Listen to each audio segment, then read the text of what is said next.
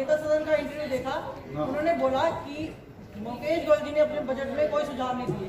क्या नेता सदन ने 64 पेजेस का किताब पढ़ा नहीं, उनका बजट का किताब पढ़ी नहीं क्या उन्होंने? या वो समझ नहीं पाए?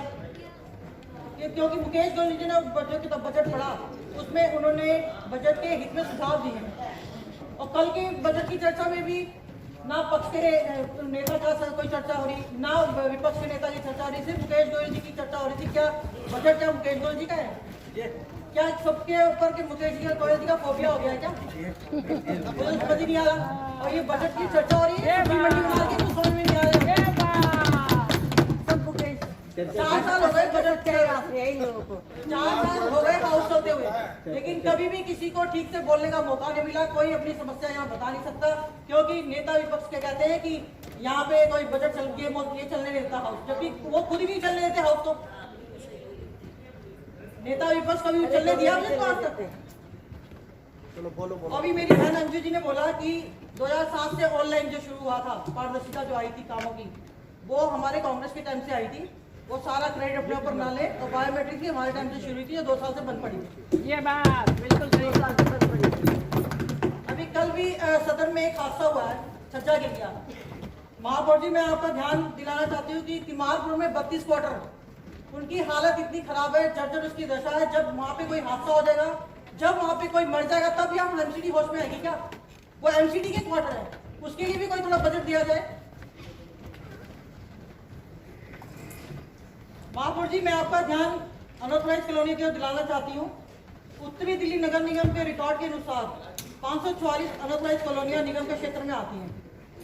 स्थायी समिति अध्यक्ष ने 25 ग्रामीण गांवों में विकास कार्य के लिए 46 करोड़ और शहरी के गांवों के लिए 52 करोड़ रुपए का बजट प्रावधान किया है, लेकिन उन्होंने इन नियमित कॉलोनियों के लिए काम कराने के लिए कोई बजट नहीं रखा। महापौर जी, अपना अनियमित कॉलोनी से संपत्ति वसूल करने के लिए आम माफी योजना की है। स्थायी समिति अध्यक्ष ने इन कॉलोनियों में बैठे दुकानदारों और उद्यमियों को लाइसेंस देने का प्रस्ताव रखा। उन्होंने इन कॉलोनियों में कार्यरत फार्म हाउस, मोटल और दूसरे संस्थानों से टैक्स वसूलने का प्रस्ताव रखा, ताकि नगर निगम को राजस्व प्राप्त हो सके। मैं पूछना चाहती हूँ कि जब इन अनऑथराइज्ड कॉलोनियों में टैक्स वसूलने के नए नए तरीके दिए जाते हैं, क्या इन कॉलोनियों में रहने वाले लाखों लोगों को सुविधा की भी चिंता इन्हें होनी चाहिए? जब हम गाँवों के विकास के लिए पैसे की व्यवस्था कर रहे हैं, तो इन कॉलोनियों के लिए विकास कार्य पे हमें भी जोर देना चाहिए, क्योंकि यह कॉलोनियाँ दिल्ली के विभिन्न गाँवों के कृषि भूमि पर ही बसी हुई हैं। ये किसी पार्टी का विशेष मुद्दा नहीं है और ना ही किसी निगम पार्षद का विशेष मुद्दा है। ये सत्ता पक्ष हो, विपक्ष हो, कांग्रेस के हो, बीजेपी, आम आदमी पार्टी, जिसके भी हो, सभी पार्षदों के किसी न किसी एरिया में अनऑथराइज्ड कॉलोनी आती है और सभी पार्षद चाहते हैं कि अपने इलाके में कुछ ना कुछ काम करवा सके, लेकिन निगम की आर्थिक हालत ठीक न होने की वजह से किसी को कोई पैसा नहीं मिल पाया।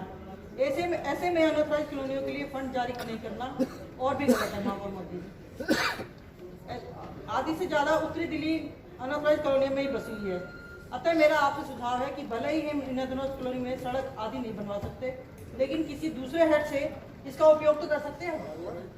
इन कॉलोनी में सफाई के आदि के साथ साथ इलेक्ट्रिफिकेशन के और मरम्मत जैसे कार्य हम करवा सकते हैं।